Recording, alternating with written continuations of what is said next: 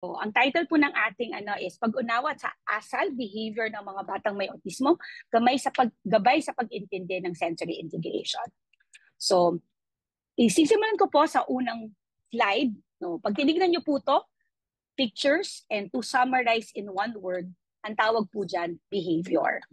So, usually, ang mga tao po nag-iisip, paano ba nadidevelop ang behavior? So, una po, may iba sasabihin, kasi spoiled kasi yan. Sabihin, kulang lang sa disiplina. Or yung iba po, sasabihin pa, kulang lang sa palo yan. Or minsan sasabihin, kaya nadidelay yan kasi kailangan lang kausapin ng kausapin. May iba po, sasabihin po nila, nababad sa TV, or may iba po sasabihin nila na sobrahan sa gadget, which is pwede din po, di ba? Meron po akong mga na-encounter na family, sasabihin po ng magulang, ganyan din yung tatay, malikot ng bata at late ng salita. Meron din po, hindi lang to po minsan, but several times na encounter ko po, may mga tao po na naniniwala na magsasalita din yan. Sabi, magsasalita din yan, may kilala ko nagsalita nung 3 years old. So, normally po, pag may behavior po ang isang bata, meron po tayong mga haka-haka, saan nang galing. So, para alam po natin paano siya i-address. So, ang behavior po, ang sinasabi po nila, it's learned through association.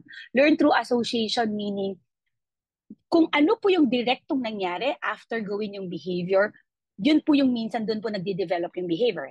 To give you a concrete example, kunyari ang batang umiyak po, di ba? Pag ang batang umiyak, binigyan mo ng milk, sabi, okay, pag iiyak pala ako, bibigyan ako ng milk. Ulitin ko nga, iiyak ako uli, ay binigyan ako ng milk.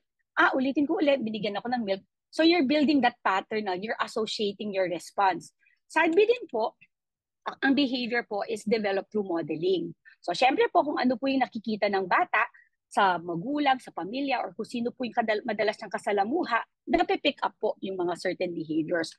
May sinasabi din po na pag nagbasa po na ang sinasabi ang behavior po, learn through reinforcement. Learn through reinforcement, like example, nung bata ka, nagka-award ka, natuwa ka doon sa feeling na nagkaka-award. So, ang gagawin mo, gagalingan ko uli mag-aral kasi nga gusto ko yung feeling na nagkaka-award ako. So, ito po, susunod na i-discuss ko po. Na-i-discuss po to ni Teacher Cecil Sikam sa bago po itong lecture na to. Sa mga tao pong gusto pong makanood at matuto ng mas detalyado pong information, pwede nyo pong balikan, nakapost po yung lecture po ni Teacher Cecil about this ABC concept. So, sa mga hindi po nakanood, allow me po to give you a simple brief explanation about ABC. So, kami po, pag ina-analyze po namin ang certain behavior, tinitignan po namin sa ABC. So, bakit ginawang ABC? Para lang po siguro mas madaling tandaan pag ganyan, di ba? So, A, antecedent. Antecedent po is ano po yung nangyari before, ano po yung intention ng behavior. B is the behavior, ano po yung in-exhibit ng bata nung time na yon. C, consequence, ano po ang nakuha ng bata out of it. So, to give you a visualization of the ABC po, so let's start with the antecedent. So, may isa pong bata, kakanood ng YouTube, nakakita po ng toy sa YouTube. Ay, maganda tong toy na to. So, isang araw, nasa mall po sila, hinaya niya po yung nanay niya. Sabi niya, nanay, punta tayo sa toy store. So, ayan na po. Ngayon, nung nasa toy store na sila, ito na po yung behavior. Sabi po nung nanay, ay, anak, mahal. Ay, hangga, ayan na po. So, umiyak po yung bata, nagsisigaw sa mall, gusto ko ng toy car. Yan. So, yun po yung behavior niya, nagsisigaw, umiyak. So, ano pong nangyari? Itong nanay, siyempre, hiyang-hiya kasi nagsisigaw po naman yung anak niya sa mall, di ba? So, isipin niya, nakakahiya. Bilang, iisipin niya, naku, total, minsan lang naman, or hindi ko naman siya madalas bilhan. Ay, total, sweldo ko naman. Sige na nga, pinagbigyan niya. With the intention na para din tumigil. So, ang ending po, ano po ang consequence? Siyempre, as expected, nakuha niya po yung gusto niya, which is the toy car. So, ano po yung thing? Kung repetitively gagawin po ng bata yan, tuwing pong nasa labas, iiyak para makuha ang gusto, you're building that pattern ng ABC to these kids. Para ganun. So, pag may gusto, iiyak yan. So, wag na po kayong magulat na after ilang, magiging ganito po ang itsura. So, imagine nyo po kung ilang iyak ang ginawa ng batang to para makakuha po ng ganitong kadaming toys. So, yun po ang ABC. So, you learn behavior through association, you learn modeling or reinforcement. Pero, ang hiwaga po ng behavior kasi, parang kung tuwing may behavior po, iisipin mo anong antecedent. Minsan po ang hirap alamin. So, like ito, batang nagtatakip ng tenga, hindi mo alam, anong antecedent nito? Hindi mo, ang hirap niyang tansyahin eh. Or batang biglang sisigaw at iiyak. Or bata pong maglulumpasay sa floor. Okay?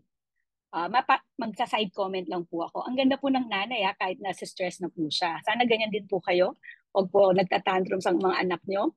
Ayan. So, isa din po to behavior na malikot. Di ba? Parang, anong antecedent nito? Batang ayaw umupo, laging gumagalaw. So, pag tinignan po natin yung mga pictures na una kong pinakita, pwede po tayong gumawa ng haka-haka. Tapos meron pong iba dyan, ang hirap pong hanapin ng antecedent. Ito pa pag tinitignan ko tong picture ng batang to, sabi ko, pwede po akong isipin ko na, siguro inasar to. Kaya gumagante. Or talagang sadyang mapang-asar lang tong batang to. Pag tinignan mo to, iisip ka ng antecedent. Siguro ayaw pa niya ibigay yung gadget kasi gusto pang maglaro, kaya nagwala. Pag tinignan niyo po to, parang itong hirap tignan ng antecedent. Kasi parang, hindi siya modeling eh. Kasi lahat po ng kaklase nakaupo, siya lang po yung nakatayo. So, ang hirap na naman pong isipan ano yung antecedent nito. Pag tinignan niyo po itong batang to na nagwawala at bitbit ng matanda, baka, bakit kaya siya nagwawala? So, ang hirap din pong tansyahin, ano kaya yung antecedent nito? Batang naglalaro po ng laruan na very serious, hindi magulo, hindi mo siya maistorbo. I mean, so, isipin mo, anong antecedent nito? Ano kaya ang dahilan? Ba't ginagawa niya ito? Or bata pong nasusuka, pag may nakita na food, sasabihin, bakit nasusuka? Hindi naman mabaho yung food. So, hindi mo ma-pick up yung antecedent. Or batang nagko-cover po ng tenga, at pag tinignan mo, wala namang maingay talaga. Bakit siya nagtatakip ng tenga? Or batang nagkihila ng hair, iisipin mo, siguro gumaganti to. Or siguro magkaaway itong magkaibigan na to. Or batang nagwawala sa mall, sabi, kulang sa disiplina, hindi kaya ng nanay, spoiled tong batang to. Or ito po, as simple as that, ano kaya ang antecedent nito? Bakit po sila nagpa-flap? Bakit po kaya sila, pero nakasmile naman parang hindi mo, ang hirap po niyang tansyahin, kumbaga. So, as an OT po, tinitignan po namin siya as, is the behavior something learned? Is it something learned because yung responses po ng adult, kumbaga siya po yung nagsemento ng behavior pattern na yon. Pero as an OT po, in our profession, meron po kaming tinatawag na another school of thought, which is this is the main topic of my talk po today. We're looking at it's a result of a sensory processing issue. So, parang ganun po siya. Okay, so let's start with this one. So, what is sensory processing? So, sensory processing, from the word sensory, from it connected po siya sa senses. So, syempre, balik science, di ba? So, what are the senses? The familiar ones po, sense of sight, mga nakikita, sense of hearing, mga naririnig, sense of smell, yung mga naaamoy, sense of touch, mga nahahawakan at nafe-feel, at sense of taste, yung mga nalalasahan. So, ito po, bibigyan ko po kayo ng picture. Yan. So, sino po ang madalas dito? Okay. Ito po ay isang picture na nakuha ko sa internet. Nung tinype ko po Divisoria, yun po yung tumambad. So sabi ko, kunin ko to. Ito gagamitin ko to perfectly describe the use of senses. So last ko pong punta dito, siguro pre-pandemic, ano po yan naghahanap po ako ng pag-giveaway at gagamitin sa birthday po ng anak ko. So that was 9 years ago. So, pag tinignan po natin, ano po ang different sensation na nakuha mo pag nandito ka sa Divisoria? First, sight. Ayan, obviously, madaming tao, maraming paninda, yan. So, sound. Ayan, maingay kasi may mga tao po nagsasalita. Tapos, iba sa Divisoria po, ang dami po yung mga naka-megaphone to call the attention po ng mga customers. Well, sa amoy, syempre, halo-halo na po yan. May amoy nakapabango, may amoy pawis, may amoy pagkain. So, touch. So, syempre po, siksikan. So, didikit po yung balat nyo sa kapwa nyo kasama sa Divisoria. So, syempre, kung nagutom po kayo sa pagsha-shopping, kakain po kayo. So, yung sense of taste nyo magagamit din. So, yan po yung concept. So, how does it work? So, gaya po ng video na napanood nyo kanina, ang brain po, kukunin po lahat ng sensation, sensory inputs na yan. So, ang gagawin po ng brain, kukunin lahat po ng inputs na nakuha, ang gagawin po niya is ipaprocess, tapos po i-organize niya. So, dahil po ang brain, magaling, ang gagawin po niya is gagawa po siya ng respond. Respond meaning, ano po ang gagawin mo? So, balik po tayo sa divisoria scene. So, di ba ang reaction mo dahil nababalitaan mo sa news na sikat po ang divisoria sa mga nagpipickpocket, siyempre ang respond mo, hindi mo naman ipangangalandakan po yung bag mo at pera mo dahil parang sinasabi mo sa mandurukot, kunin mo. Diba? So, ano pong mangyayari? Yung respond po ng brain mo dahil alam mo na ito ay isang lugar na marami pong nandurukot, so ang gagawin mo po is ikikip mo po yung bag mo. Ano po ang tawag doon? Ang tawag po doon, sensory integration. Sensory integration, by definition, to be technical about it, ito po yung makikita nyo sa internet. I-highlight ko lang po yung words na gusto ko pong bigyan ng importansya. So, process. Yung brain po natin pinoses at nag-produce po tayo ng adaptive behaviors in response to the environment. So, going back po to the divisoria scene, so ang reaction mo is, kukunin mo yung bag mo, hindi mo siya, pakakahawakan mo siya kasi nga alam mo, baka pwede ka madukutan. So, in that moment, you're sensory integrating. So ano pong connection ng sensory integration sa autism? So ito po yung next part ng lecture in connection to autism. So pag nagpa-check up po kayo sa DepEd, sa mga DepEd po sa PCMC, meron po silang mga criteria ang tinitignan para po for them to diagnose your child with autism. Isa po criteria na nandun po sa DSM-5 or isa po sa criteria na tinitignan po nila is yung response to sensory input. Makikita nyo po to sa internet. Usually ngayon po, ang daming magulang nag-internet na po at nag-check eh. So makikita mo po na ang sinasabi po is meron pong hyper or hyperreactivity to sensory input. So bigyan ko po kayo ng visualization nitong sistemang to, ng itong concern na to. Hyper. Hyper, ang ibig sabihin po ng hyper is ang sensitive po. Konting inputs lang, nagre-register na po siya. Konti lang. So, gamitin po natin ang sense of hearing. Sa mga may batang autismo po, usually they're very auditory sensitive. Hyper-reactive po ang kanilang tenga na kunyari in the concept of volume po, yung level 1 lang na volume, sa kanila po, dinig po nila sobrang lakas. Kasi nga po hyper-reactive, very sensitive po sila sa sound. Ang hyperreactive naman is, ang ibig sabihin po, nangangailangan po sila ng maraming amount para for the input to register. Ang taas po ng tolerance, kaya po hindi po nagre-register yung input. A good example of this one po is this behavior. I'm pretty sure nakakita na po kayo ng bata ng ikot ng ikot, ikot ng ikot, at nagtataka po kayo ba't hindi siya nahihilo. Kung ako po to, 3 ikot lang nagsuka na po ako. So ano po siya? Sa taas po ng need, yung kailangan po big dosage of input ang makuha po nila bago po sila mahilo. So, ang batang may autismo po, hindi po not necessarily, ay, lagi silang hyperreactive, hindi po. Actually, ang isang reason po why is it challenging to address behaviors of kids with autism po, because paiba-iba po sila minsan. May days po na okay ang processing, may days po na nato-tolerate yung certain stimulus, may days po ang baba po ng tolerance, may days po na ang taas ng need. So paiba-iba po siya. So hindi ka minsan makakuha ng pattern. That's why minsan po ang challenging na i-address. Kasi nga po, may days na nung pumunta kayo sa SM, okay naman. But yung susunod na punta nyo, hindi po siya okay. So parang that's the yung parang yung features po nila. Paiba-iba po siya during the process. So gamitan ko po ng another analogy in relation po to a more realistic scene sa mga bata. So ito po isang picture ng birthday party.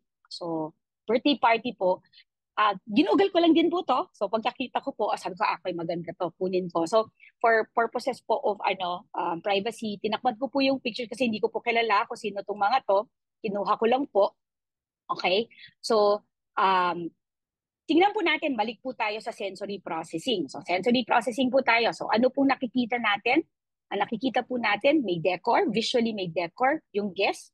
So kung malaki po yung party, mas madaming guest. So ano pa po yung mga auditory inputs na meron? Music, syempre pag party po, may pa-background music yan. May mga nagkukwentuhan, may host, may singing. So ano po ang olfactory or ano yung sense of smell po, syempre yung pagkain po, maaamoy. Tapos kung yung kwarto po may pabango, maaamoy tanid yung air freshener. So in terms of taste, yung food, syempre matitikman mo siya. So yung touch, ito po yung guest, syempre pag nagkita, mag-hug, mag-shake hands or ano man po yung ano, magkakadikitan, syempre yung texture din ng food. So pag tinikman nyo po, all senses are getting stimulated in a birthday party. So, sa batang may autismo po, gamitin po natin tong part na sensitive. Okay, sensitive, hyperreactive po siya. Hyperreactive meaning mababa po yung threshold or mababa po yung tolerance or very sensitive po siya. So, yun po yung scenario natin na yung bata po, hyperreactive, low threshold, very sensitive. Na dinala po natin sa birthday party na yon.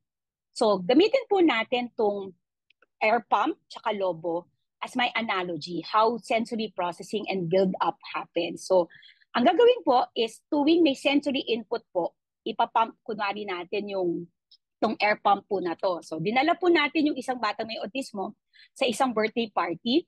So, ilan po to? 1, 2, 3, 4, 5, 6, 7, 8, 9, 10, 11. So, 11 sensory inputs. 1, 2, 3, 4, 5, 6, 7, 8, 9, 10, 11. So, pinump po natin yung lobo niya.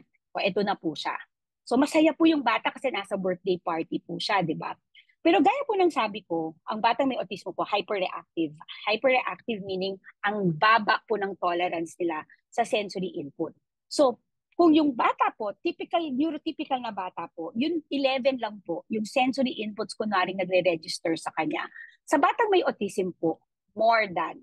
So, maliban po doon sa naunang nabanggit, napapansin po yung stage, napapansin po yung balloons, anong color, napapansin yung banner, napapansin po yung colorful outfit ng mga kalaro, kasama na guest, pati po yung design ng ano, napapansin po nila.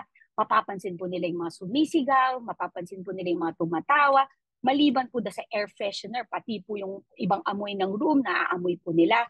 Siyempre, pag food, maamoy, ma-recognize po nila yung texture, yung lasa, pati po yung party hat na nakadikit sa mukha nila, na-feel po nila, pati yung face paint po na dumikit sa kanila, na-feel po nila. So imagine, dagdag pump na naman po tayo, dagdag pump. So sensory-wise, ang dami comparing to a neurotypical na bata. So ang batang may autism po na may low yung tolerance po niya, na-imagine niyo po yung bungad ng sensory input. Ang thing pa po kasi sa kanila, minsan, mas madami pa po ang napapansin nila.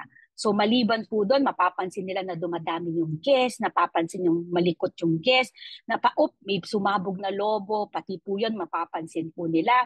Batang natalo sa game, umiyak, mapapansin po nila. Pati feedback ng mic, pati mga sound effects, yung siyempre, mga bata po nagtatakbuhan na sa party, so pati amoy ng pawis, mapapansin po nila.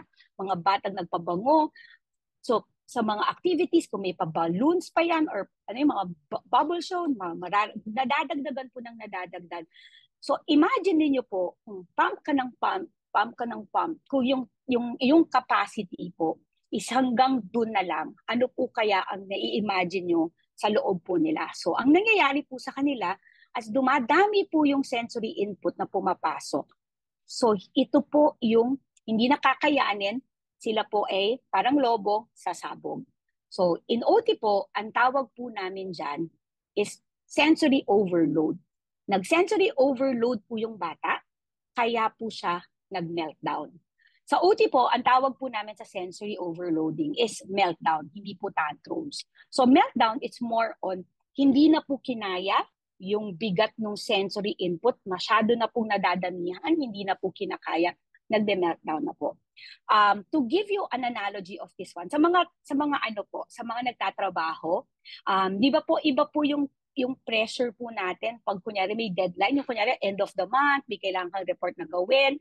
Iba po yung ano, buhos ng input, parang yun nga, para po tayong lobo malapit ng sasabog. So, pero imagine nyo po sila, lagi pong ganito. Yung sensory input sobrang dami, na ang tendency para po silang lobo na laging malapit ng sumabog.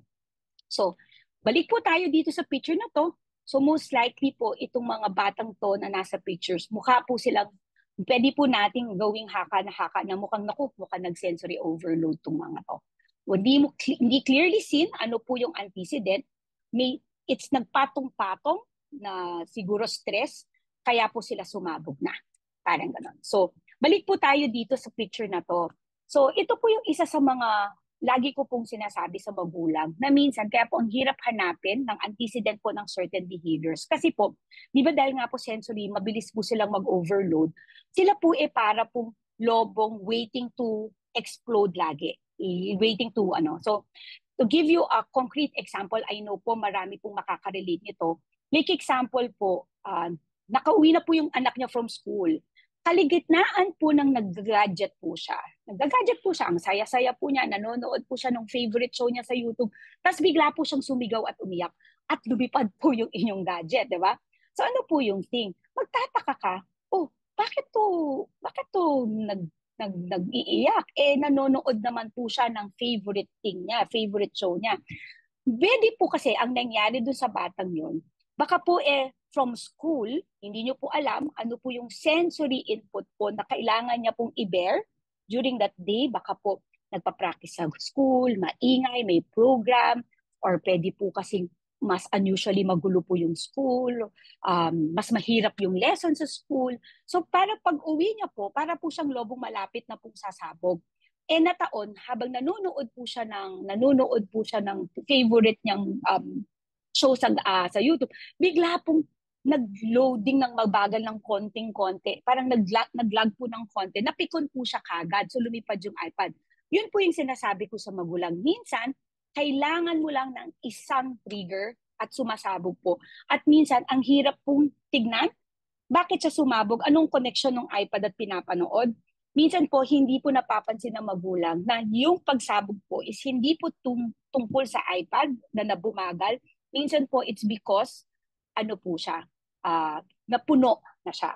Balik po ako doon sa example ko ng mga magulang nagtatrabaho po. Di ba kunyari stress na stress po kayo sa sa work, punong-puno ka na. Minsan pag uwi nyo po, ako guilty po ako nito yung pagpagod ka na, tapos yung normally pong natotolerate mo naman, parang today hindi mo siya matolerate. Tapos minsan unconsciously, yung sabog mo na ibubuhos mo sa asawa mo, nabubuhos mo sa anak mo. Kasi para kang sasabog na kailangan mo lang ng isang trigger para po pumutok.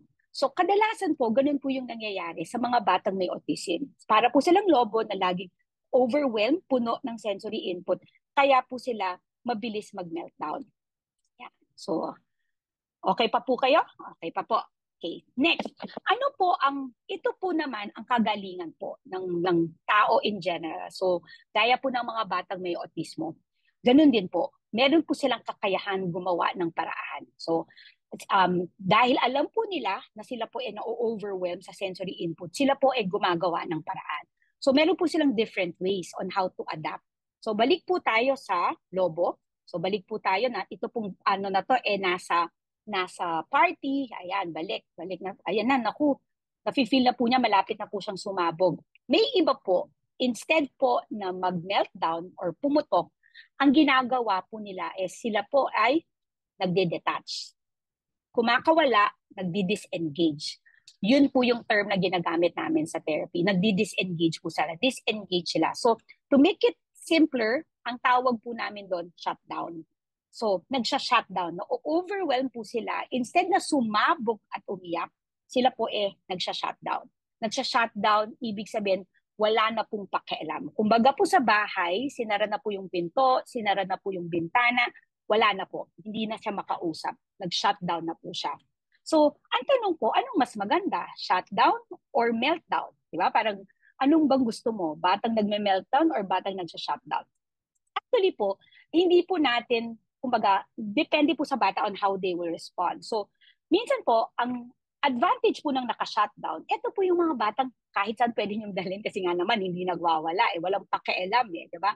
Pero ano po nagiging disadvantage nito? Ang nagiging disadvantage po nito, dahil nga naka-shutdown po sila, kasi nga po disengage sila, ito po yung mga batang ang hirap turuan.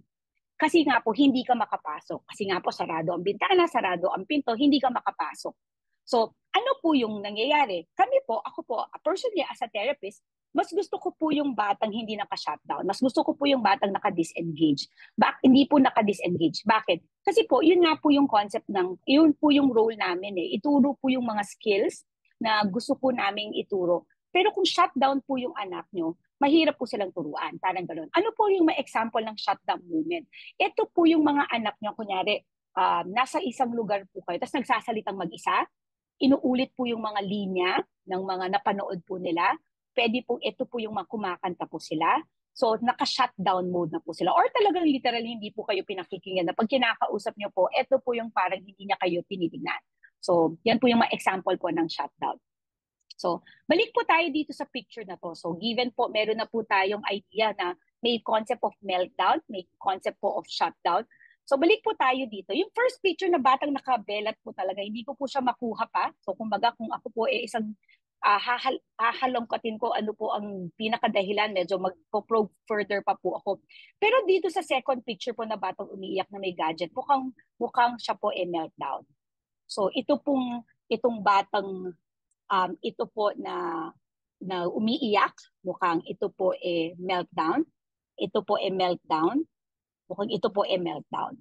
So, ito po mukhang shutdown kasi walang pakialam at ito po mukhang shutdown. At mukhang ito po din shutdown. Okay? So far, so good po. Okay. So, tingnan po natin itong behavior na to. So, gaya po ng sabi ko kanina, ang mga batang may autism po, may kakayahan po silang gumawa ng paraan. So, para hindi po sila ma-overwhelm, may iba po nagsha-shutdown, may iba naman po nagre-regulate. So, ang tawag po namin dyan, regulation. So, it's a technical term, but basically, ano po ba ang regulation? Regulation is basically gumagawa po ng paraan para po mag-relax or bumalik sa kalmadong estado. So, ang regulation po is basically an active self-regulation po. Ito po yung paggawa ng paraan ng katawan para bumalik po to a calm state. So, yun po siya. So, ito po either nagsisik ng sensation or nag-a-avoid ng sensation. So, pag nagbasa po kayo sa internet, ito po yung makikita nyo kadalasan. Ang magbabasa nyo po is self-stimulatory behaviors. Meron din po kayong mababasa na self-injurious behaviors. Okay, ano po ang difference? Basically, ang difference lang po, pag injurious is may infliction of pain to their body. So self-stimulatory, ano po yung mga famous na na self-stimulatory behaviors? Ito po yung flapping, swinging, spinning, nagpapaikot po ng bulong. Ano po yung mga common na na-encounter namin na self-injurious behavior? Nangangagat, nag-headbutt, nagbabang ng head sa wall. So yun po yung mga example po ng self-injurious behavior. So, review muna po tayo. Baka po kayo mag-sensory overload at kasalanan ko pa po. Okay? So, review muna po tayo. So, we learned that behavior is learned through association, modeling, and reinforcement. ABC, biniview po natin yung lecture po ni Teacher Cecil, yung antecedent behavior and consequence, na ang isa po sa mga diniscuss din po natin na ang behavior is can be a result of sensory processing. Ano po yung mga senses? Alam na po natin yan. And sensory integration is basically your ability to process and produce purposeful response. So, nabanggit din po in the first part of my lecture po yung tungkol sa threshold na meron po tayong tinatag na hyperreactive, low yung tolerance, very sensitive. Meron po tayong hyperreactive, high yung tolerance, and kailangan po ng more inputs. Ano pa po ang mga na-discuss natin so far? Meron po tayong responses ng batang may autism, so overwhelming inputs.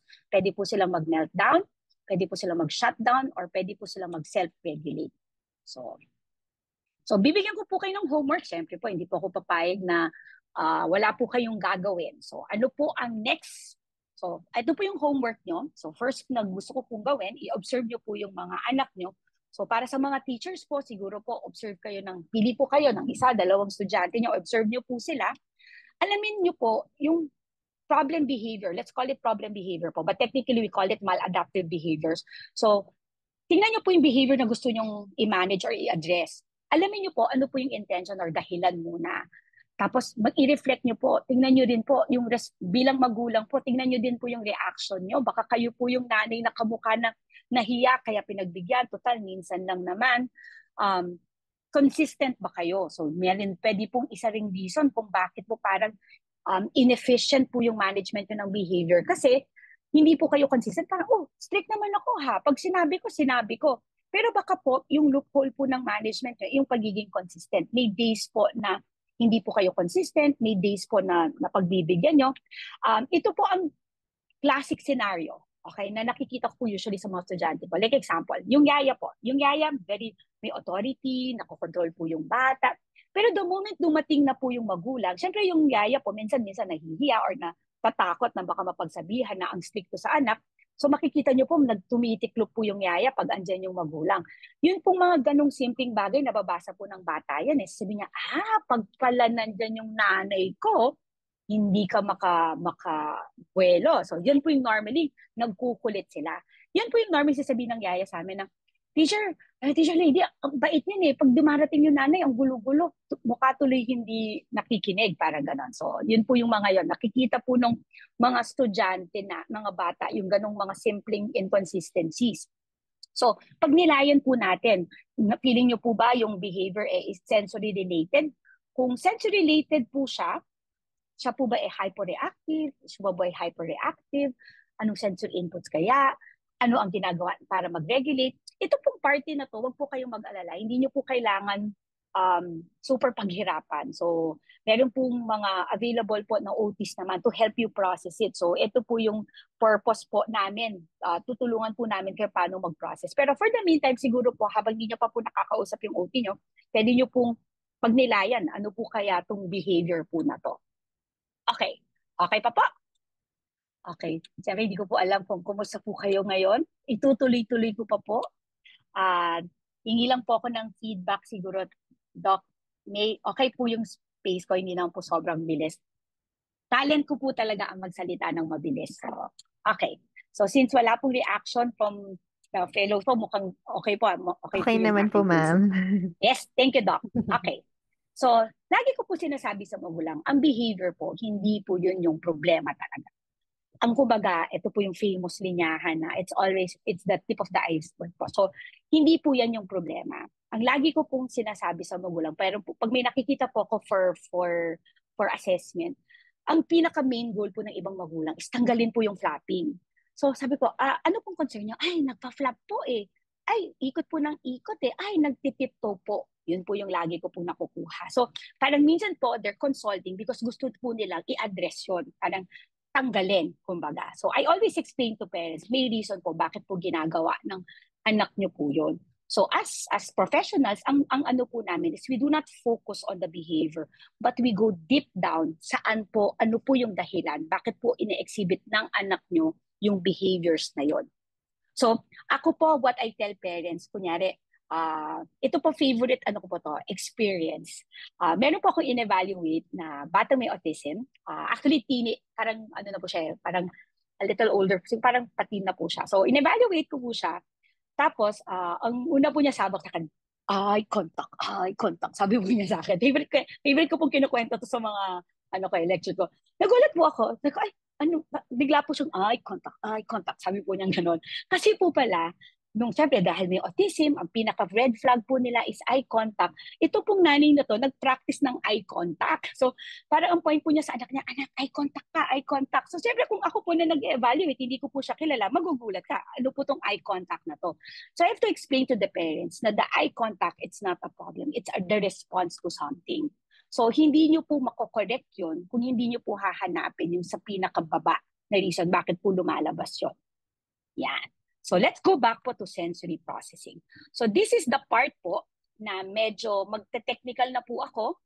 May mga words po kasi na wala pong direct translation. So, balik po tayo sa senses. So, we have the sense of sight, we have the sense of smell, hearing, touch, taste. Okay. In OT po, in the sensory integration theory principle na inaano po namin, meron po kaming additional na 3 more senses na hindi na po tinuro to sa science class natin. So, yung first po na sense is tinatawag po naming vestibular. Okay, I'm pretty sure napanood nyo na po to, nabasa nyo na po to. Si vestibular, for those po na hindi nakakaalam, ang vestibular po, a simple term for that is movement. Okay? Yung next po na sense or sensory input po na ano, is we call it proprioception. So a simple term for that po is joint sensation. And then the last one po is we call it interoception, or yung ability po ng body mo to recognize ano po yung nararamdaman ng mga internal organs mo, like pagod, gutom, uhaw, yan. So, yan po yung dagdag na senses. Okay. In OT po, meron po kaming tinatawag na three powerful systems. Three powerful systems because kumbaga po kung magluluto po kami, dito po kami nagka-capitalize. Ito po yung ginagamit po namin sa mga therapy sessions namin because ang lakas po ng impact ng sensory input na to. So, ano-ano po itong three powerful system na to? So, ito po yung parts na i-discuss ko na po. So, yung first po natin is ito po, si tactile. Tactile po yung technical term namin. It's the sense of touch. So, what is tactile? Tactile po, ang location po ng sense na to is the skin receptors. So, ang tactile or ang touch sensation po has two functions. The first one is called discrimination. So, discrimination. Ano po si discrimination? Si discrimination is your ability to recognize po certain properties of an input. Example, alam nyo po na ang isang bagay po ay magaspang, alam nyo po yung bagay kung malamig, mainit, alam nyo po na matigas, malambot. Discrimination function po ang umaandar to. Ito po yung kunyari, pag may hahanapin po kayo sa bag nang hindi nakatingin, uy, susi to. Ay, ano to, lipstick to. So that's the function of discrimination. There's another function po of tactile, which is the protection function, which is very strong po for people with autism. Ibabalik ko po kayo. From Divisoria, tayo po nasa LRT, MRT station. Sino po sa inyo ang nag-LRT at nag-MRT? I'm sure alam nyo po, kumaga ito po yung sinasabi nilang a picture that you can feel.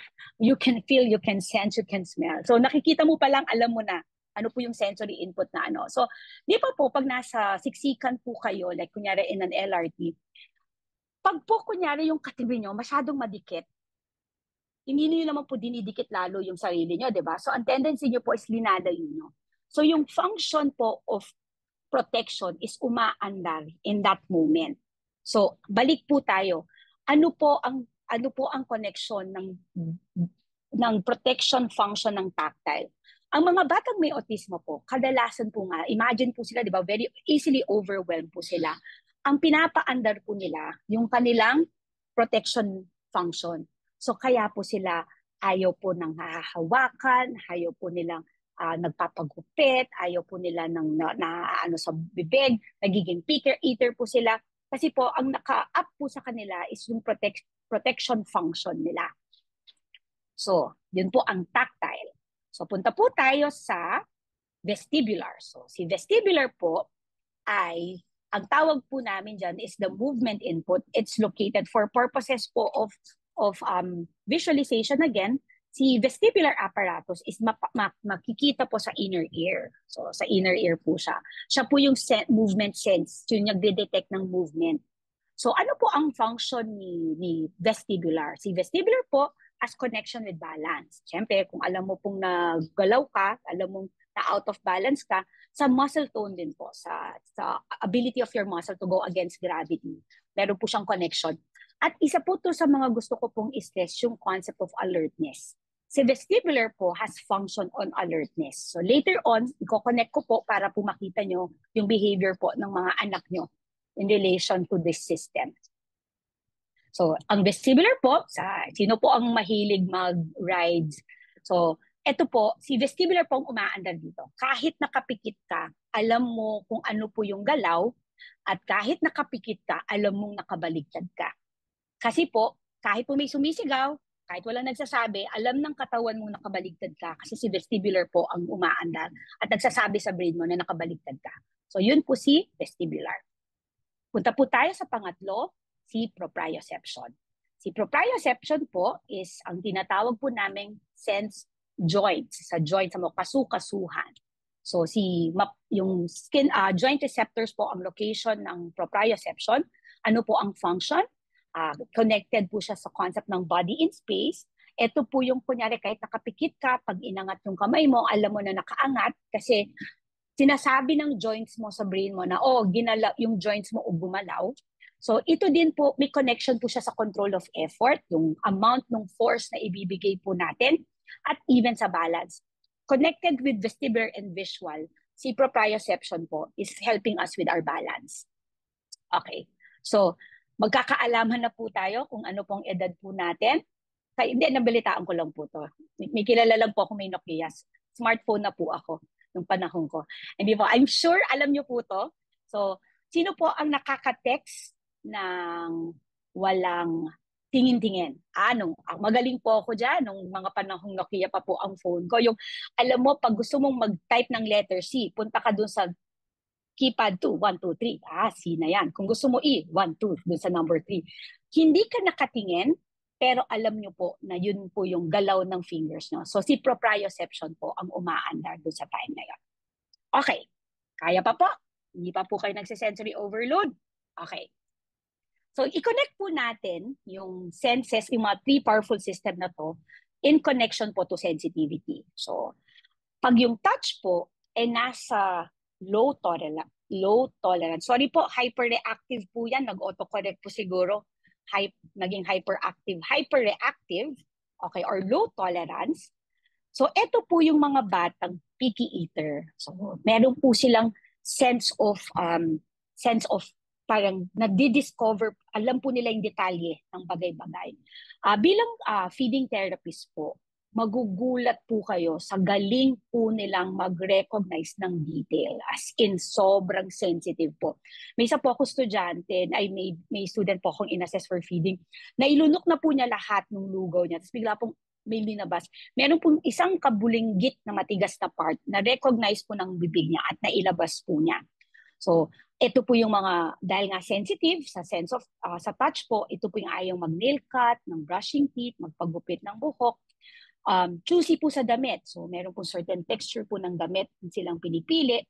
For those po na hyperreactive, ito po naman yung nagkukutkot ng sugat, ito po yung nasusugat ng di namamalayan. So, just to put it in more functional, ang tao po, okay, baka nagpapanik na po kayo kasi mukhang ako to, baka wag po kayong mag-alala, okay? If meron po kayong mga sensory processing na parang kakaiba than the usual, I always tell parents, it's normal.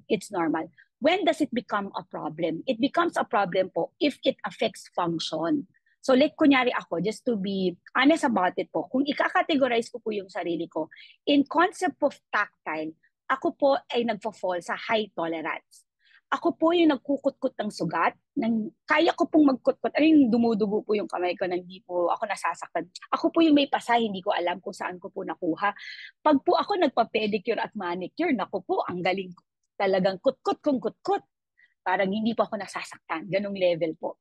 Sa vestibular naman, so for those po na may low tolerance, ito po yung may motion sickness, ito po yung ayaw maglaro sa playground. Pag naman po hyporeactive or mataas po yung tolerance, ito po yung hindi nahihilo, gaya ng pinakita kong video kanina, hindi ko makaupo ng matagal, constantly rocking or swinging. So, ika-categorize ko na naman po yung sarili ko sa slide po na to. Ako po, ang where I belong to the hyperreactive. Ako po ay low tolerance sa movement. So, ako po ay taga Pampanga. So, nung nag-college po ako sa Manila, imagine niyo po yung ordeal na gagawin ko, weekling uwian. Actually, isang rason din po bakit parang nagdadalawang isip po silang payagan po akong mag-Manila noon. Kasi nga po, alam po nila, nahihilo po ako at nagsusuka sa biyahe. So, bilang nagawan ko po yung magaling po ang aking katawan, gumawa po ng paraan para hindi ko po ma-manage ko po itong pagiging low tolerance ko to ginagawa ko po nung college, natutulog po ako. Pag sakay ko po ng bus, matutulog na po ako. Kilala na po ako ng conductor. Gigising na po ako, nasa terminal na. So, na-manage ko po yung pagiging motion sickness na issue ko by sleeping. Parang gano'n. So, punta po tayo sa proprioception. So, those with issues on the low tolerance, ito po yung stiff, yung medyo ayaw, parang gumagalaw.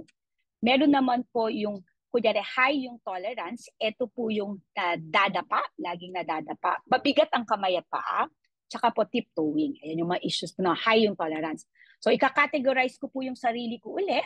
Ako po nasa high tolerance naman, na proprioception. Yes, kahit ganito na po ako nakatanda, I mean, nakakayama po pero nadadapa pa rin po ako. Mabigat po ang kamay ko. So, yung anak ko po, pag iniipitan ko po siya, nagre-reklamo po siya. Aray, aray, parang gano'n. Yung bigat po ng kamay ko pag sinaano ko po siya. So, yun. So, by category po, ako po ay nasa high tolerance ng proprioception. So, if you notice, I was giving myself as an example. But technically, I did not fall in the SI dysfunction because I function. Kumbaga, given my other parang different ways of processing po input, it did not affect me. Hindi natapos ko naman po yung aking college, hindi naman po na-stop dahil mahiluin ako. Naiipit ko naman po yung anak ko kasi nagsa-start po ako mag-adjust ng control. So, those, yung difference ko po on processing input, it did not stop me to function as a student, as a mom, as a teacher, ayan. So, ang ano ko po is, when does it become a dysfunction? That's the question. Okay, so ang problema po, nagiging SI problem po siya. First, siyempre, ano po yung purpose ng behavior? Bakit po ginagawa or bakit po umiilag ang bata doon sa input na yon? Bakit po sinisik niya yung input na yon? Ano po yung purpose ng behavior? And plus, ano po yung effect ng behavior na yon sa function and participation? Okay, so kadalasan po, pag meron po kami i-assess, pag hiningan mo po ng problema ang magulang, pwede po nila kayong bigyan ng sandamakmak na problem list kung pahayaan nyo lang po muna sila. Because I have to tell parents, kung isusulat nyo po lahat ng concerns nyo, hindi pa po tayo nagsisimula, pagod na po tayong pareho. Kasi nga para sa sobrang dami. So ano pong sinasabi ko sa magulang? You prioritize problems based po on what affects the function most. So, ulitin ko po, ano po ang behavior that affects function most? So, punta po tayo dito sa picture ng batang kumakain ng fried chicken. So, meron po akong mga magulang sasabihin, teacher, kinakamay yung pagkain. Yon, problema po sa ibang magulang yon. Or minsan po, teacher, kinakain muna yung balat ng chicken. Pero kinakain po yung laman. Opo. Versus, puro chicken na ang kinakain. So, kung dalawang ibang bata po yan, ano po ang uunahin ko? Siyempre, okay lang kumain ng madumi. Unahin ko po yung batang may puro chicken lang kinakain. Kasi it affects function.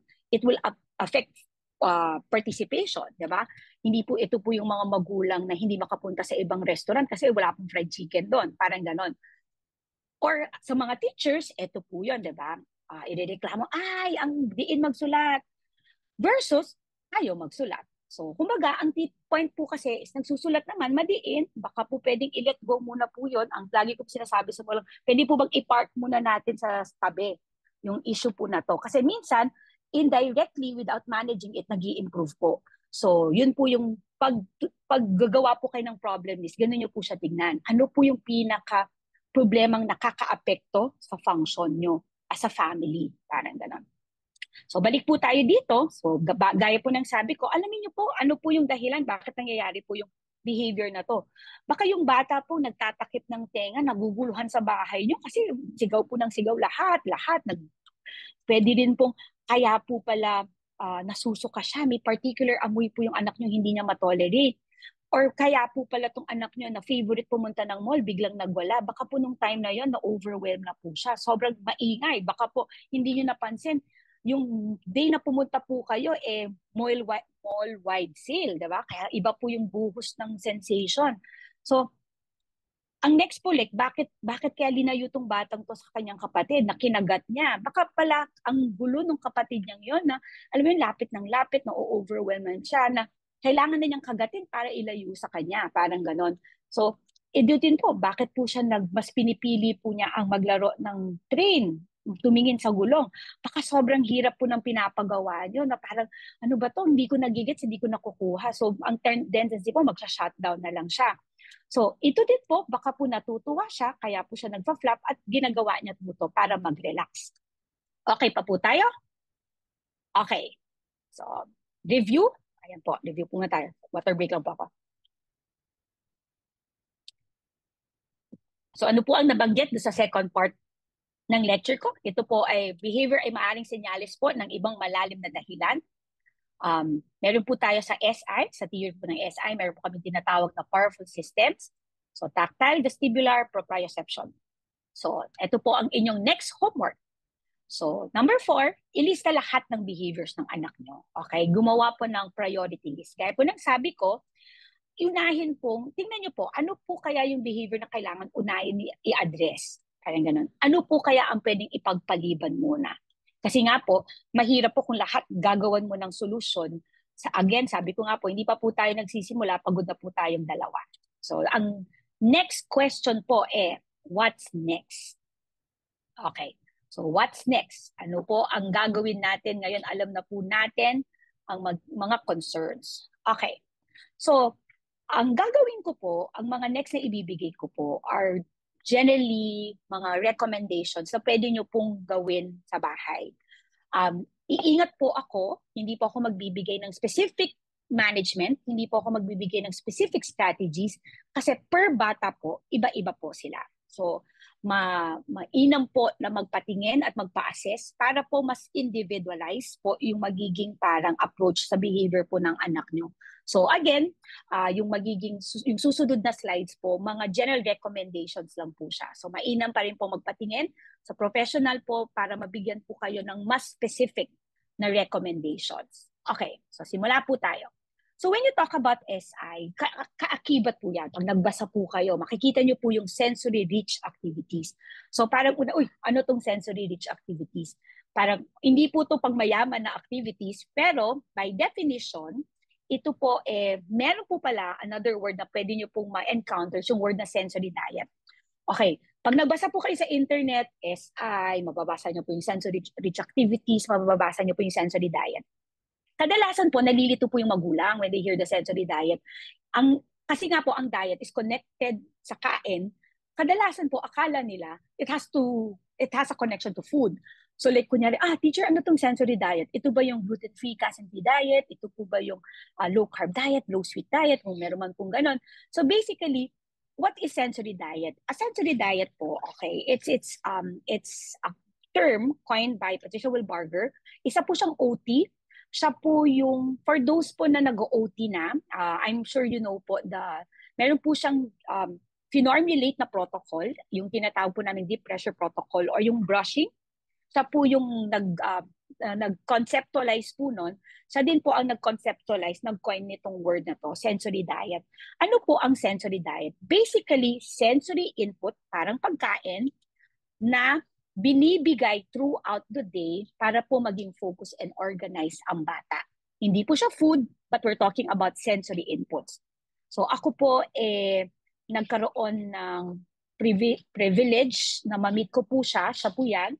Hindi po kami close, nagpa-picture lang po talaga. Nag-attend po ako ng training. So I met her when I went to Singapore po for the certificate, for the training, for that time. So siya po yan. So, sensory-rich activities, mga activities na nakaka-stimulate ng senses. Yun lang po ang ibig sabihin po nun. Simpleng word lang po yun. Actually, pag tinignan nyo po siya, parang ang bulaklak po ng sensory-rich activities. But actually, to make it more simpler, ang tawag lang po dyan is active play. Active play. Palaruin nyo lang po yung mga anak nyo actively, that sensory-rich activities. Okay, okay, I'll be clear about the word play ha. I wrote the word active kasi po, puntahan po natin to. So we have, remember, the 3 powerful system. I-capitalize nyo po yun to make it sensory rich, tactile, vestibular, proprioception. So tingin po tayo. Okay. Mga batang nagga-gadget. Okay, analyze po natin. Gaano po to ka-sensory rich activities? So, ka-sensory rich na input. Visual, meron siyang visual input. Kasi visually, nasi-stimulate ka sa ilaw, sa graphics, kadalasan po may sound yan, di ba? So, yan, sensory, auditorily, nasi-stimulate ka. Siguro, ipapasok ko na rin po si touch kasi hahawakan mo yung gadget. But, I will not put proprio kasi technically, daliri lang po ang umaandar. Hindi po talaga joint input. So, I'm not gonna include it. So, pag binilang po natin siguro by category, parang by category, may 3 sensory inputs po na nasi-stimulate when you play versus this one po. Diba? So, isa-isayin po natin. Tingnan po natin yung pagka-sensory rich ng picture na to. First, type. Okay. Mga visual inputs po ng ibang bata, yung playground mismo, yung mga puno, yung mga bagay-bagay sa paligid. Sound, yung mga bata sumisigaw, yung sound ng nature, pagaspas ng hangin, sound ng aso, sound ng ibon. So, smell, ayan po, syempre may amoy ng lupa, amoy pawis, amoy. So, pag tinignan nyo po, marami pong sensory. Touch, kasi po mahahawakan ng buhangin, mahahawakan ang playground, makakahawak ng magaspang. Minsan po, kung medyo pag umulan, may basa pa. Vestibular, syempre pag nag-swing ka, may movement. Pag pumanik ka ng slide, may movement. Proprio, pag pumapanik ka ng slide, pag pumuposition ka sa swing, that's your joint working. Enteroception, naaandar po ang processing kasi dito mo mafe-feel yung magugutom ka, mapapagod ka, maiinitan ka, mauuhaw ka, kasi nga po it's moving. Actually, I can actually add taste pa po actually dito kasi di ba kadalasan sa playground, meron po nagbebentang ice cream, taho, whatever. So, mas-stimulate din po siya.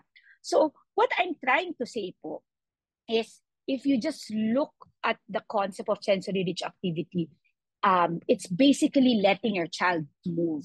Okay? Hindi ko po sinasabing mali na i-gadget niyo po yung anak niyo. Kadalasan po kasi yung mga magulang, they allow watching because feeling po nila, doon po sila natututo ng mga words, ng mga... Yung anak ko nga po, nagulat ako, alam niya, sabi niya, Mama, I want to wear something fancy. Ayan. So through the... nakakatuto po ng mga bagong words. Pero lagi ko po sinasabi sa magulang, minsan po kasi hindi lang about words eh. It's the processing of everything. Ang kailangan po nilang ma-experience. So, yung next slide ko po is mga maling akala. Maling akala na kadalasan po na ginagawa ng magulang. Kaya po, parang may maling interpretation in a sensory perspective. So, simula po tayo sa tactile. Okay.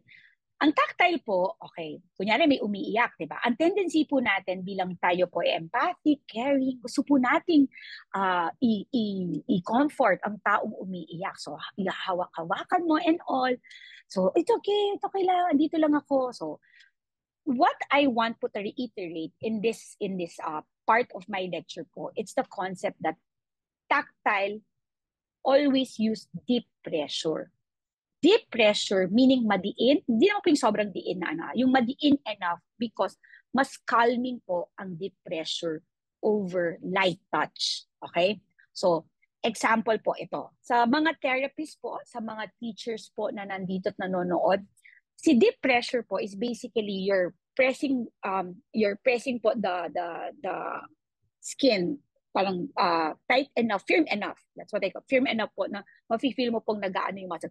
But I always tell, ingat po kayo. Si Tom po is malakas po kasi. So ito po yung parang nagigrip ng ano po siya, medyo napapalakas. Hindi na po siya firm, hindi na po siya deep. Nagiging masakit minsan. So be mindful with the use of your thumb. So if you need to hold somebody po, if you can keep now not to use it, better po para po hindi mas masakit. And then, diba sa tao pong umiiyak, di po ba mas comforting ang hug kesa po sa himas? I'm not saying, wag po kayong magko-comfort ng umiiyak. Kung magko-comfort po kayo, siguraduhin nyo pong deep yung hagod. Kasi po, yun po yung nakakakalma. Okay, so let's go naman po to vestibular. So, ito po ang favorite ko po na maling akala lagi. Sinasabi po ng magulang, sige, pagurin natin para mawala ang pagka-hyper, para matulog ng maaga. Alam ko po, marami sa inyo ang nanonood na guilty po, di ba? So, parang ang sasabihin, patalunin sa kama para pumapagod, para matulog. Sabi nga po ni SpongeBob, a few moments later, tumatalon pa rin po siya. Okay. Bakit po? Naalala niyo po na ang function po ng vestibular is alerting. So, ang movement inputs po ay powerful and lasting. Malakas. Malakas at nang tatagal. Okay. So, powerful meaning, pag ngayon mo po siya ginawa, ngayon po yung effect niya. Hindi po siya tipong ano. At sinasabi po nila lasting, okay, lasting meaning, pwede po siyang tumagal. Okay. So, hindi dapat malapit sa bedtime or oras ng tulog po pag nagpapagalaw kayo. Okay? Hindi po masyadong malapit. May mga articles po, may mga website, may mga researches po na nagsasabi po ng mga how far should it be from the bedtime. But paiba-iba po eh. So bilang magulang, kayo na lang po magtansya. Ano pong oras dapat kayo nagka-cut off ng movement? Parang, uy, parang hirap patulugin ngayon ah. Tapos kailan mo siya last gumalaw? May nagsasabi po 2 to 3 hours before bedtime, pero meron din po nagsasabi na 5 to 7 hours before bedtime, dapat hindi na po alerting. So yun po siya. Okay. So, movements, okay, ito na po. Just to clarify, ang movement inputs po ay both alerting and calming. Hindi ko po sinasabi na pag gumalaw, automatic hyper or alert. Okay? Ang movements po kasi may property. So, when does it become alerting? It becomes alerting when it's dynamic. Dynamic meaning yung galaw walang direksyon. So, kunyari yung anak nyo nagtatalon sa kama, tumatumbling, bumabaligtad, maraming head movements. Expect nyo po, magiging alert po siya because the movement is very dynamic. So, when does it become calming? It becomes calming when it's rhythmical. Okay? Ito po yung explanation bakit po ang baby nakakatulog sa hele, bakit po nakakatulog sa duyan. Kasi rhythmical. May rhythm po yung galaw. Okay. So, i-apply ko po yung vestibular input para maintindihan nyo po. Minsan po, kunyari may ma-evaluate po ako. Tapos pag tinanong ko po yung magulang, ano po ginagawa ng OT nyo? Kunyari may, I see a patient for second opinion or for home program. Di ko alam, teacher, basta talon-talon lang sila. Ganyan. So, minsan po, sa mga OTs po na nanonood, siguro po, let's give some time to explain ano po yung purpose. Kasi may iba pong magulang, hindi po nila nagiget bakit natin sila pinapagalaw eh. Parang ganon.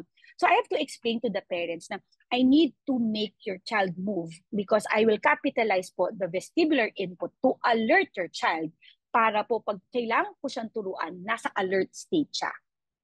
So, kaya po kami nagpapa-obstacle course, kaya pag pumunta po kayo sa mga therapy centers, may makikita po kayong tinatawag namin sensory gym, may mga pa-swing, may pa-slide kami and all. Because we're capitalizing movement to alert the system of your child. Kasi nga po, in that 1 hour na makikita po namin yung anak nyo, kailangan po namin silang makuha in a good alert state para po maturuan. So how do we do it? We capitalize on movement to give them that input to become alert. Hope it did not confuse you po. So both movement can be alerting, both movement can be calming. How you do it or how you present it, basing it on the property of movement, yun po yung magiging output niya. So, there. So, vestibular. Hope it's clear po. Let's go to proprioception. So, ito po. So, ako po, personally, I have really no, na hindi naman po ako anti-palo talaga. But if we can get away or not to do it, I tell parents, wag na lang muna. Bakit po? Especially for kids with language issues. Kasi po, like kunyari, ikaw, galit na galit ka sa anak mo na may ginawa. Di ba normally po, ang intention mo is papaluin mo siya para magtanda.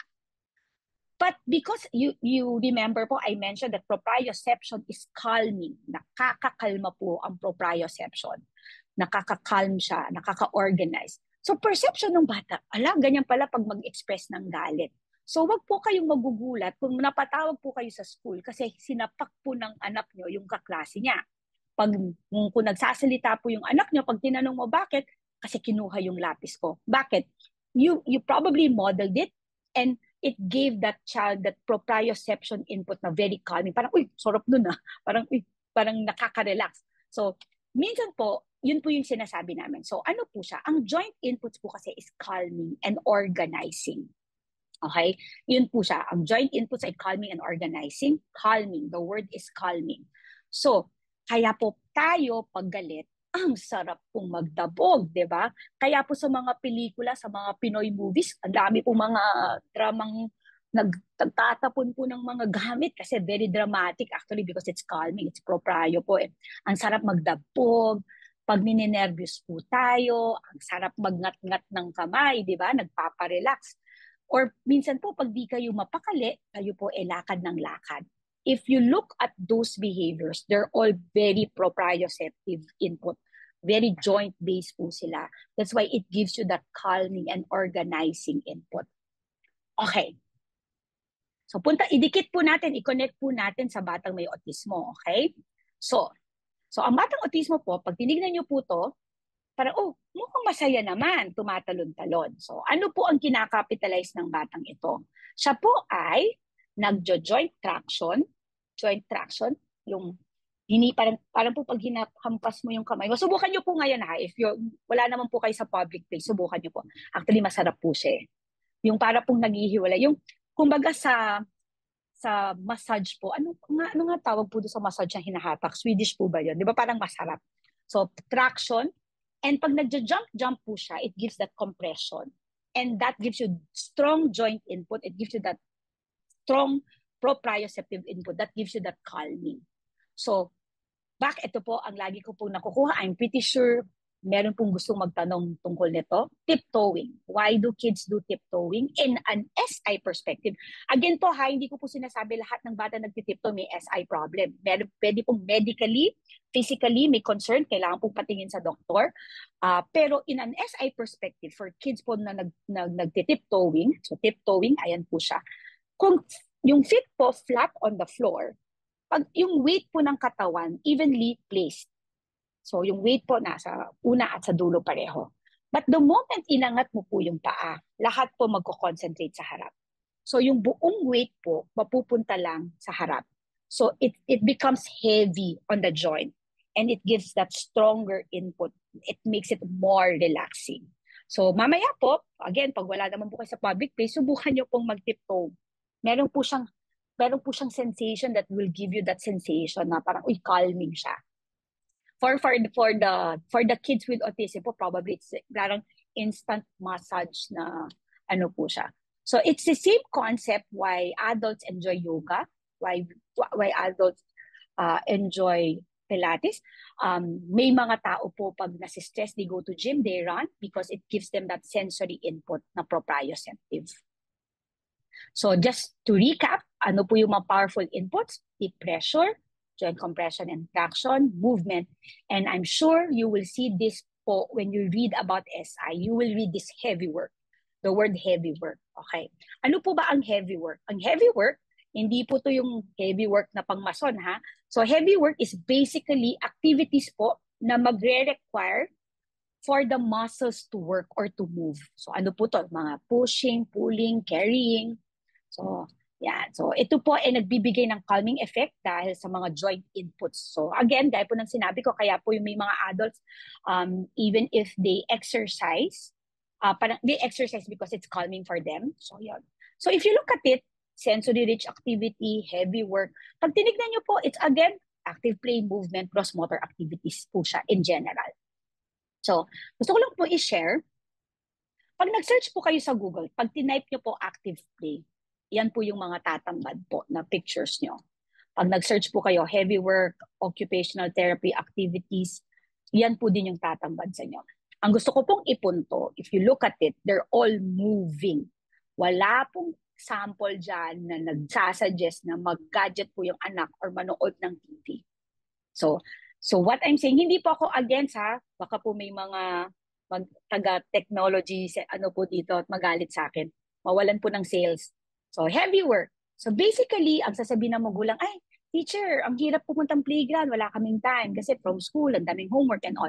I tell parents, what is the definition po of heavy work? Heavy work is basically using your muscles, di ba? Using your muscles to move, to contract, para ganun. Basically, you just let your kids po actively participate on things. Like, sa pang araw-araw na gawain pansarili. Bakit nyo po sila liliguan kung pwede naman po sila ang magbuhat ng tabo at ang tawag po nito, sa kanila. That itself, if you look at it, that's proprioception. That's movement already. As simple as magtanggal ng damit. Hirap na hirap po eh. Oh, heavy work po yan. Muscle activities working. So, maglagay ng medyas. Hirap na hirap po. Tutulungan ko na. Baka po mainis. That's heavy work. Nagwo-work po yung muscles nila. Less assistance as much as possible po. Kung hindi po pa siya dun sa aabot to sa meltdown.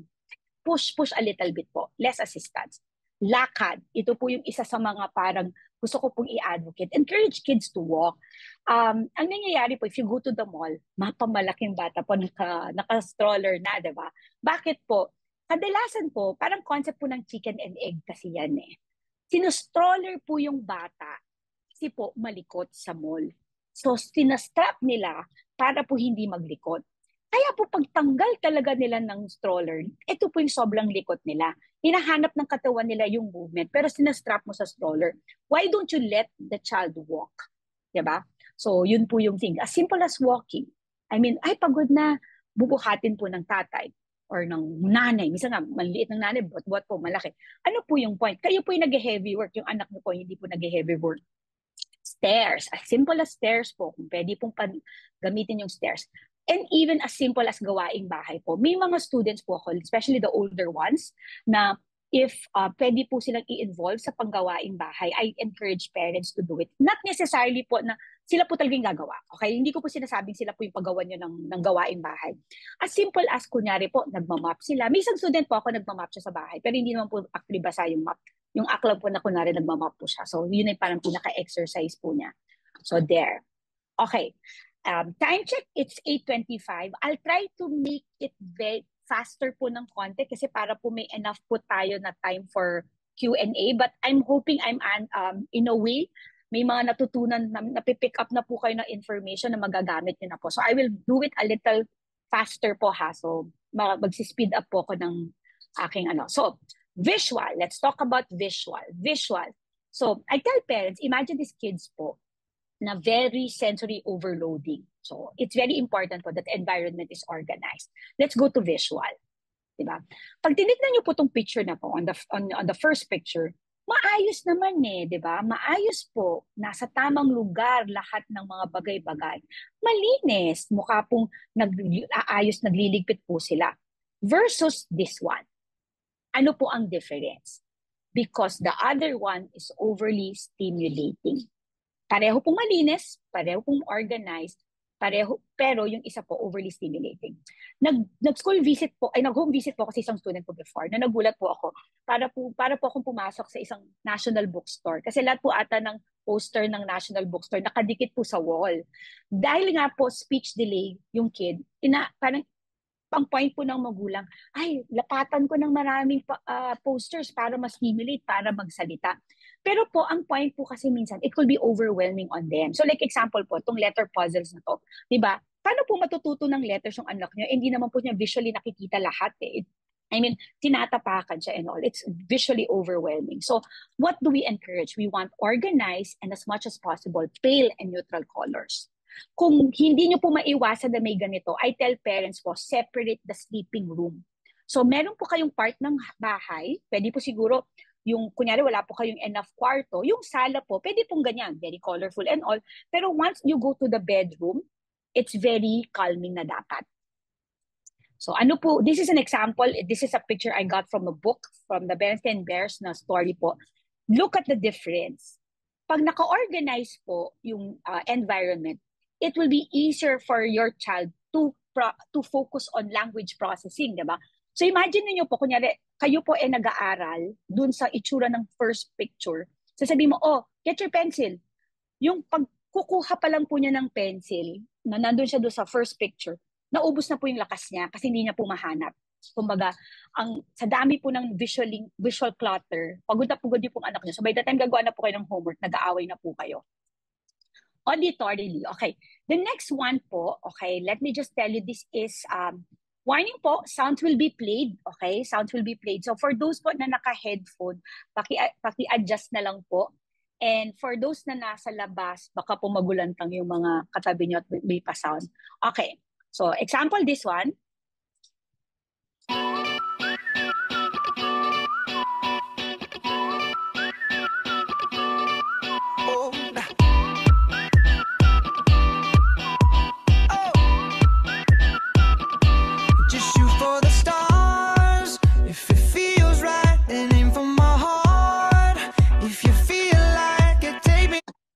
Okay. Ang music po na upbeat ay alerting. Okay, let's go to the next sound.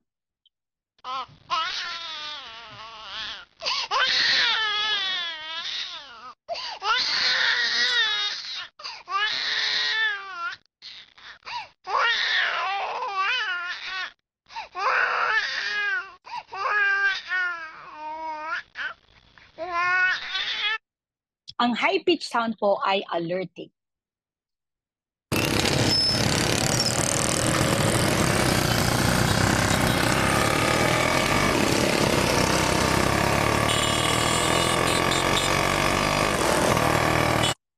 Ang unexpected sounds po ay alerting. Happy birthday to you. Happy birthday to you. Happy... Ang loud at paiba-ibang sounds po ay alerting. So, subukan po natin. Ito po ang experiment. Pasensya na po sa mga naka-earphones at medyo ito po ang experiment ko tonight. Subukan po kaya nating pagsabay-sabayin. Okay? Ready po?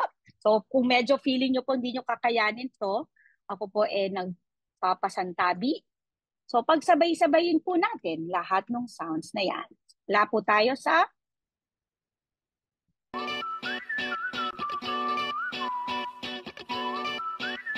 at sabayan ko po ng dagdag.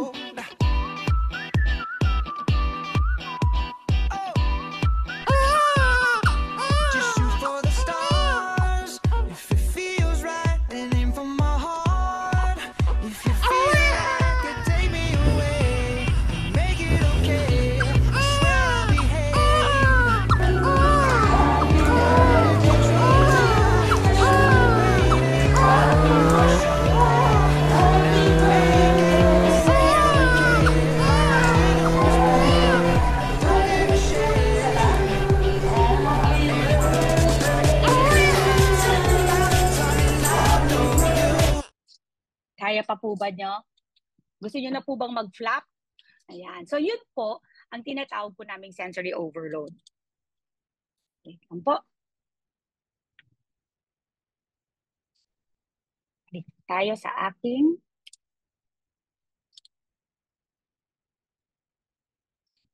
okay. So kanina po, pinagsabay-sabay ko po yung sound kasi po in reality, ganun po talaga yung naririnig nila. Halo-halo po talaga. So, let's imayin po natin yung sensory properties po ng auditory. So ano po ang alerting? So gaya po ng sinabi ko, kanina yung loud, yung malakas na sound. Anything po na upbeat or unexpected also, malakas or high pitch, okay, high pitch, and even echo po is alerting for them. So what is calming? Soft, repetitive, sustained, and low pitch sounds. Okay, balik po tayo dito. Ano po yung implication nito on how you approach po your anak? So, ang bata po, pag malapit na po siyang sumabog, it is not advisable the alerting approach. Kumbaga ito po yung hindi overwhelmed na po sila eh. So, ano po yung thing? Kung yung anak niyo po mukhang malapit na po siyang ma-overwhelm, umabot po sa point na mukha na po siyang magme-meltdown or mag-shutdown. So, you look, if your environment po is too maingay, baka it's time to bring out the child and bring the child po to a more tahimik na lugar. Pwede po kunwari, kung pupunta po kayo sa restaurant, pwede po sigurong pumosisyon po kayo doon sa hindi masyadong maingay. And then when you talk to them po, I always tell the teachers po, the caregivers, na the best way to approach them po is in a calm, modulated voice. Because po, for them, it's alerting. So by the time po, nagsalita po kayo na high pitch, malakas, pasigaw voice, just because you want to exert authority, they're getting more alert on it. So yun po siya. Smell is generally alerting. Kahit chamomile, lavender scent pa po yan, it's alerting. So, para pong kunyari nasa loob kayo ng bahay, may naamoy po kayong lavender and chamomile at alam nyo mag-isa lang po kayo, di ba maa-alert kayo? Or kunwari po, may nag-amoy kandila na wala namang nagbukas ng kandila, di ba maa-alert po kayo? In general po, smell is alerting for them. Wala pong calming na ano. So, let's review quickly. So sensory-rich activities po are activities that simulate more senses. So Will Barger coined a sensory diet. It's basically sensory inputs throughout the day. Powerful inputs, we have the deep pressure, joint traction and compression. We have the movement and the heavy work. And then, of course, we need to check po the environment. Okay. So again, mga sasabihin ko po are mga strategies na you can apply. They're not very specific to certain because we really advise po you consult para po mas mabigyan po kayo ng specific strategy. So what's the first strategy? Routine. Why do we encourage routine? I'm pretty sure po sa dami po nang na-attendan yung mga Autism Talks lecture, lagi po nababanggit to. In a sensory perspective, the reason po routine is something helpful for them because imagine nyo po kung walang routine, every single time they're gonna sensory process. Uy, ano to? Anong gagawin na? Anong nangyayari? Anong input ang meron? So the reason they become rigid because they want things predictable. It saves them from processing. Okay? So that's why po, a lot of them, they stick to certain rigid behavior na. So like example, may certain food, okay? May certain food po silang gusto. Ulit-ulit po na gusto po nila yung food na yun because they want to save themselves. They're protecting themselves from the parang unnecessary, unpredictable taste. Parang ganun. So, ulit-ulit na lang yung kakainin ko kasi ayoko nang i-test yung sarili ko, yung sensory processing ko. Parang ganun. List. For those who can read, you can use words, but for those who cannot, you can use pictures. I-warn or ipaalam tungkol po sa change in schedule or routine. Again, every situation is sensory processing for them. So pag pabigla-bigla po yung inyong mga change in schedule or routine, normally dun po sila mabilis mag-overload. Maglaan ng extra time para po mag-adapt. So if you're going to a place po na, example, may isang student po ko, they need to be in an event, I tell the mom, can you go earlier? Para po bago po dumating po yung buhos ng input, nandun na po yung anak nyo sa loob. Kesa yung kunyari birthday party, tas papasok ka na sobrang ingay na, parang ganun. So kunyari po, if you're gonna go to a birthday party, you can come early, and the moment it gets sensory overloading, you can leave. Quiet zone, ito po ang sinasuggest ko talaga sa mga magulang. Have a space in your house. It doesn't have to be a room. It can just be a corner, an area where the kid can stay quietly, matahimik po, na hindi po kailangan laging may ginagawa. Give that space para po when they become overloaded, they have that space. Kaya po marami batang with autism po, they go under tables, they hide under the, nagtatago po sa sulok. May isang student po ako, nagtatago sa likod ng kortina pag tuwing nag-overwhelm. Tapos yung isa ko po student na yun na nagtatago sa kortina, na sensory overload na po pala, ano na po siya, nag-shutdown na siya. Akala po ng magulang nakikipagtaguan. So lalo po siyang kukulitin. So parang give that space for quiet zone. So these are my final reminders, final stretch. Konti na lang po para meron pa po tayong time for Q&A. Ito po yung final reminders ko po. Bago ko po isara tong talk na to, lagi ko po sinasabi sa magulang, hindi po to magic. Hindi po siya magic na pag nakita po ng doktor, pag nakita po namin, lahat po ng concerns nyo ma-address. So, gaya po ng lagi ko sinasabi sa mga magulang na katrabaho ko po, ako po, meron lang strategies na inaral ko po, na inaral ko from my trainings, from my college, from ano, yun po is ilalatag ko sa inyo at susubukan po natin at hanapin whatever works. Parang ganun po siya. Kailangan ko po ng feedback nyo para malaman ko if yung strategy po na sinuggest ko is nag-work.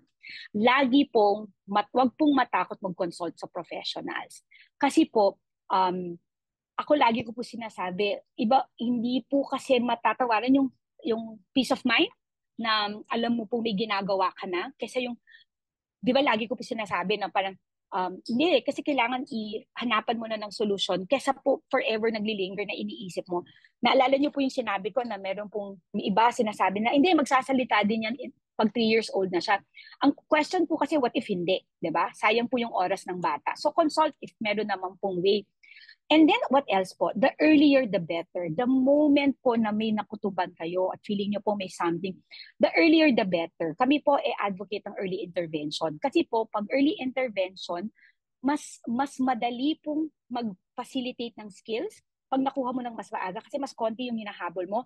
At the same time po, wala po kaming behaviors na kailangan tanggalin muna, mga maladaptive or mga behaviors na natutunan na kailangan tanggalin muna bago palitan. So mas maganda po kung mas maaga naming makuha kasi naiiwasan po namin yung maladaptive behaviors na yon. Work together. Ito po ang pinakalagi ko po sinasabi sa magulang na very important po na mag-work together. So I'd like to say thank you to all the teachers po in this talk na for coming in and watching because, you know, I always tell teachers na I work with na very important po talaga ang working together. Bakit?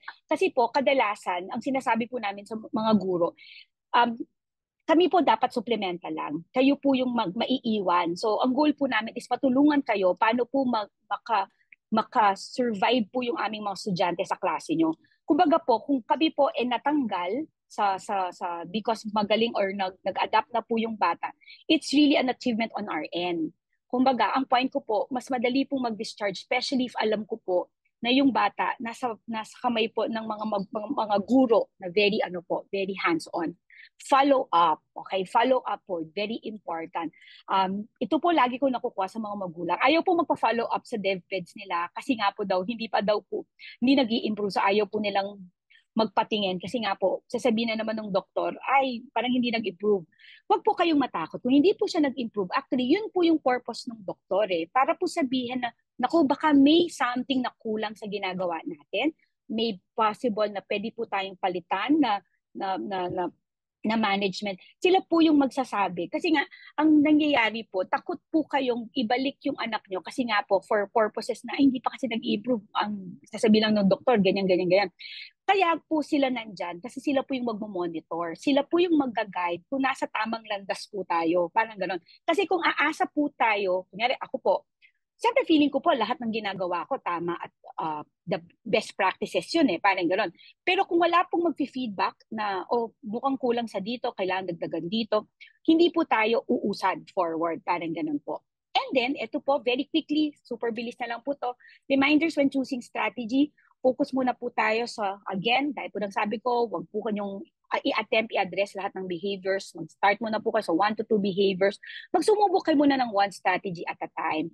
At give it some time. Hindi po siya parang today hindi nag-work, bukas hindi na siya mag-work talaga. Hindi po. May days po mag-work, may days na hindi. Ang goal nyo po is yung mas madalas po na nag-work. Yun yung importante. Pag di nag-work, i-modify or palitan. I-try again next time, sumubok ng panibagong strategy. So, wag mawala ng pag-asa po pag hindi nag-work ang strategy sa unang try. Pwede pong mali lang yung timing, hindi pa ready yung anak nyo, at pwedeng ibalik sa ibang araw or gumamit po ng iba pa. Monitor hanggang makahanap po ng akmang strategy. Sorry po, binibilisan ko na po ha. For managing self-regulatory behaviors, hindi po natin kailangan i-goal ang mawala ang self-regulatory behavior. Alamin niyo po ano ang purpose ng sensory behavior na yon. I-divert po yung behaviors na nakakaabala at nakakaapekto sa performance or function. I-replace po. Actually, unfair for them to say kailangan socially acceptable po sila. Ako po more on ano po yung less nakakaabala to everyone and not just for the child. Tsaka ano po yung pinaka-importante, siguraduhin nyo lang po na yung behaviors that they do for self-regulating, hindi po masasaktan ng inyong anak, walang masasaktang iba, walang masisira po, at wala pong maaabala ng sobrang-sobra. Okay, so I just want to end this with the word disability. I'd like you to focus on the word ability. It's different abilities. As I always tell, focus on what they can do, maximize what they can po, para po magawa ng paraan yung limitations nila. So just check lang po, kayo po ba at the end of my talk, kayo po ba nag-meltdown, nag-shutdown, or nag-self-regulate po ngayon? Dakala salamat po. I hope you pick 1, 2 information that will help po your kids and your student.